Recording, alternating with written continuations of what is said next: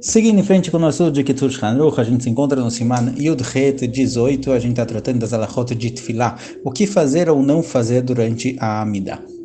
Fala pra gente o que Kitzur Shulchan Aruch na Alachá Tet. Lo yigahek velo yifahek. Dois atos proibidos durante a Tfilah, e ele próprio explica o que é cada um deles no parênteses.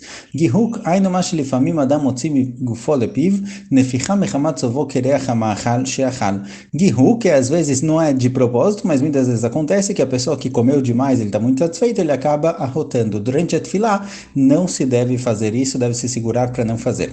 Veshomrim, dehainu sheposhet gufo uzrotav mechamat kovid. E tem quem diga que Gihuk não é arroto, e sim quando a pessoa começa a se espreguiçar durante a Tfilah. Então a pessoa está lá de pé no meio da Amidah e ele começa a se espreguiçar, a levantar os braços, as pernas, ele não mexe porque as pernas têm que ficar juntas, mas os braços, mesmo que sejam somente os braços.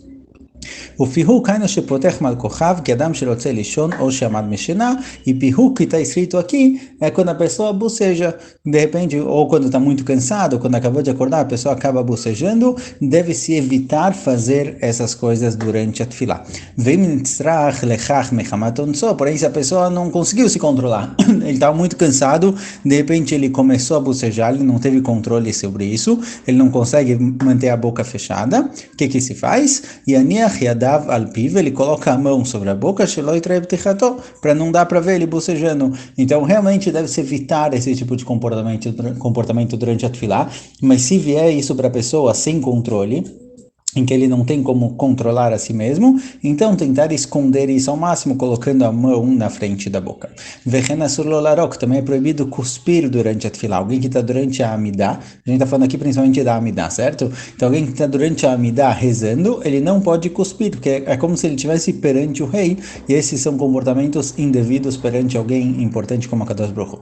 Vimba lorok letorpiv, e se de repente juntou muita saliva na boca, ele está precisando cuspir. O mitztaer boarbe atinitrad nitfilató, a ponto de que ele não consegue se concentrar na tefilá, está incomodando ele. Mavlió letoch mitpachat beged, ele coloca isso, ele pode cuspir dentro de um papel, na roupa, em algum lugar que não vai ser visível. Vem mauslo, e se a pessoa ele tem nojo disso, ele não consegue nem cuspir numa roupa ou num papel, porque vai ficar próximo a ele, e até lismoló ve'arok leachorav, ele vira a cabeça para a esquerda e cospe para trás do corpo. Quer dizer, a Kadosh Baruch Hu se encontra perante a pessoa que está rezando, então deve-se preferivelmente cuspir para o lado esquerdo, para trás. Se não dá para cuspir para trás, porque tem outra pessoa, às vezes, rezando atrás da pessoa, e Arok Lesmoló cospe para o lado esquerdo. Se não dá para o lado esquerdo, porque tem alguém lá, e Arok Leminó, então ele cospe para o lado direito. E se não, e se realmente a pessoa não consegue se concentrar na tefilá, e não tem para onde cuspir, a gente vai ver mais para frente com relação ao caso em que ele viu um sidur no chão, que é possível às vezes andar e cuspir em algum lugar e voltar, tudo isso em silêncio entre uma brachá e outra.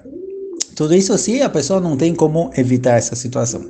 Vem kiná o se tiver uma kiná, o kiná é algum tipo de piolho que está incomodando a pessoa, está mordendo a pessoa, e mashmesh v'gadav le'asirá, deve-se tirar ela com a roupa, não encostando nela diretamente, porque kiná é um tipo de bicho que tem que fazer entrar yadayim depois de mexer nele, então se ele está incomodando a pessoa, está picando, alguma coisa assim, você empurra ele com um pedacinho de roupa ou com alguma coisa, não tocando diretamente.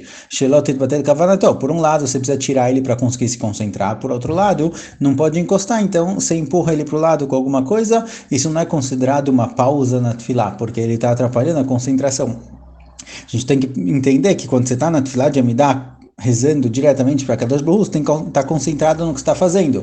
Então, se de repente você começa a espreguiçar, ou você começa a tirar um piolho que você encontrou na roupa, está incomodando, alguma coisa assim, não é o momento devido para fazer isso. Então, se isso vai atrapalhar a kavaná da pessoa, não é considerado uma pausa, um efsek, aí tudo bem. Mas não deve tirar ela diretamente com a mão. O que acontece se o talit caiu no meio da tefilá? Durante Psukei de Zimra, tem partes onde é possível colocar o talit de novo e fazer novamente a brachá. Mas o que acontece se o talit caiu enquanto a pessoa estava no meio da amidá? Coloco de novo, não coloco de novo, tenho que fazer brachá ou não? Aqui a gente entra nessas duas questões, se colocar de novo o talit e se fazer brachá. E fala o Kitur Shulchan Aruch, se o talit caiu, mesmo que seja a maioria, só sobrou um pedacinho assim no ombro da pessoa, pode colocar de novo, não é considerado uma pausa durante a tefilá. Mas se o talit caiu completamente, que aí você tem que abaixar, pegar ele no chão e colocar ele de novo do começo, isso daqui é considerado um efsek, é considerado uma pausa na tefilá, e não se faz. Você pode colocar ele numa cadeira, alguma coisa assim, e segue rezando. Agora, com relação a brachá, temos uma machloket. O Shulchan Aruch escreve no Siman Het que realmente deve se fazer novamente a brachá. Caso o talit caiu completamente, não foi intencional, se a pessoa tirou o talit para ir no banheiro e voltar, então já que ele tinha na cabeça recolocar o talit novamente, em breve não precisa fazer brachá de novo. Diferente do tefilin, o tefilin é uma coisa à parte, mas com relação ao talit, não precisa fazer brachá de novo. Agora, se o talit caiu sem querer, a pessoa não tinha intenção de recolocar o talit, deve-se fazer brachá de novo. Assim escreve o Shulchan Aruch, assim costumam os Ashkenazim. Porém, o Rav Ovadia escreve, quem segue o Rav Ovadia entre os Faradim, o Rav Ovadia escreve que mesmo que o Shulchan Aruch disse para fazer brachá, o costume alahá é de não fazer brachá. Mesmo que o talit tenha caído inteiro, se coloca de novo sem brachá. Então, de novo, o Shulchan Aruch, o Remá, o costume Ashkenazia de fazer brachá, caso o talit caia completamente, certo? Não sobrou nada em cima na pessoa, ou mesmo só segurando na mão também, é como se tivesse caído. E o Rav Ovadia escreve que não se faz brachá. Vem na fal sefer lefanav alaretz, se a pessoa estava no meio da amidá, que a gente não sai do lugar, você fica parado no lugar, e caiu um livro, o mitoch ze mitbalbel mikavanato, e a pessoa fica desconcentrada, porque a gente não deixa livros de Kedushá, de Torá no chão, e isso está atrapalhando a pessoa durante a tefilá, mutar leagbia ben brachá le brachá, é permitido parar a tefilá para tirar o livro do lugar entre uma brachá e outra, não se para no meio de uma brachá, entre uma brachá e outra da amidá, você vai lá e tira do chão. Tudo que a gente falou até aqui, que é proibido durante a Amidá, é proibido até que a pessoa dê 3 passos para trás, que aí realmente terminou a Amidá. Mais uma alahá Yud.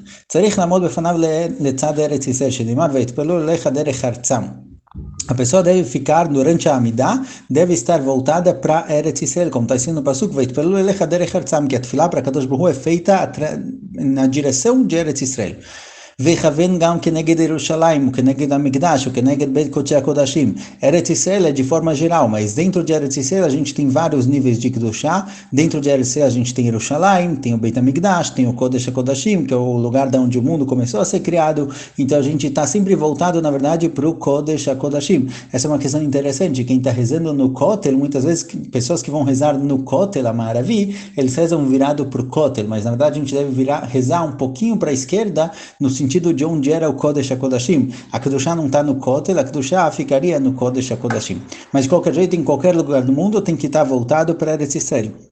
Ele traz exemplos. A nossa Medina aqui do Kitzur Shulchan Aruch, eles moravam na Europa, que fica ao oeste de Eretz Yisrael, a gente deve ficar para o lado, para o Mizrach, para o leste. No parênteses aqui ele fala não exatamente para o leste, leste um pouquinho para o sul, realmente depende exatamente onde a pessoa se encontra. Quem está no Tzafon, está em Tzfat, por exemplo, eles têm que virar para o sul.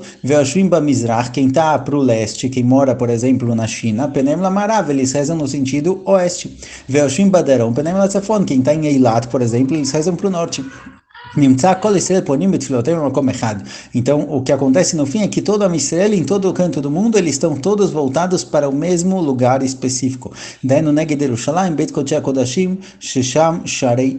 Todo mundo voltado para Yerushalayim, o Kodesh HaKodashim, o lugar mais santo do Beit HaMikdash, onde somente o Kohen Gadol entrava em Yom Kippur. Lá é o portão para os céus, lá que passa a tefilá, e todos estamos voltados para lá. Todas as tefilot sobem para o céu por lá.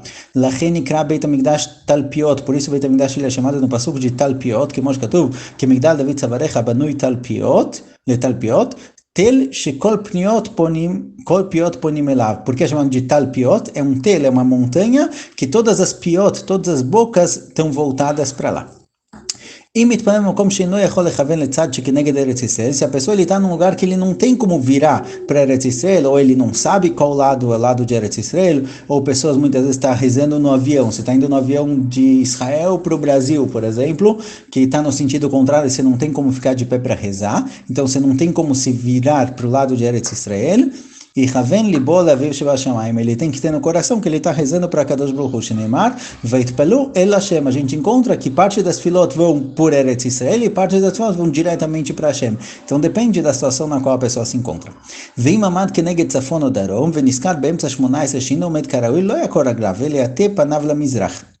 Se a pessoa começou a rezar e de repente ele descobriu que ele estava rezando para o lado errado, ele estava rezando para o norte ou para o sul, não para o lado devido, então no meio das Shmonai ele não pode andar, não pode virar, nem virar as pernas, você vira somente o rosto. Porém, no Mishnah Brura ele traz que se a pessoa está dessa forma no Beit HaKnesset, ele errou, ele começou a rezar para o lado oposto de todo mundo ou para outro lado, e não o lado que está todo mundo, já que está todo mundo rezando para um lado e ele para o outro, aqui vai ser permitido mesmo mexer as pernas para ficar diretamente igual todo mundo. Vimi Efshalo, se não dá para virar a cabeça, ou Sheomed Bamarav, ou se, por exemplo, a pessoa por engano deveria estar rezando para o leste, ele está rezando para o oeste, o lado oposto, não dá para virar a cabeça para trás. E Gmor Tfilato, Kach Sheichaven Libo Lebeit Kodesh HaKodashim, ele acaba a tefilá dessa forma, porém ele tenha no coração o Kodesh HaKodashim.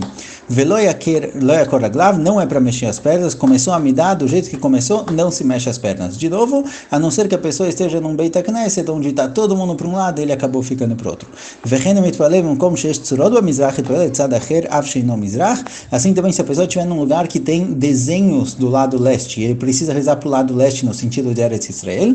Os desenhos aqui estão tratando desenhos de Avodazará, de idolatria ou estátuas, então é melhor rezar para o outro lado do que rezar no sentido da estátua, porque não pode se curvar para estátuas. Aqui não adianta somente fechar o olho, porque você está se curvando para coisas de idolatria, aqui tem que realmente virar para outro lado. Só uma halachá importante aqui também, que muitas vezes acontece no Beit HaKnesset, o Beit HaKnesset geralmente se coloca o Aron HaKodesh no sentido de Eretz Israel. Porém, se por algum motivo construíram o Aron HaKodesh em outra parede, se por exemplo tem que rezar para o Mizrach, para o leste, colocaram o Aron HaKodesh no sul, a gente reza para o leste, a gente reza para Eretz Israel, e não para onde se encontra o Aron HaKodesh. Alguém que está numa sinagoga onde todo mundo reza no sentido do Aron HaKodesh, aqui ele entra numa situação um pouquinho mais complicada, porque por um lado não é o lado certo, todo mundo deveria rezar para Eretz Israel, mas ele não pode se diferenciar completamente do tzibur, aqui vai ter que ver realmente a situação específica o que fazer.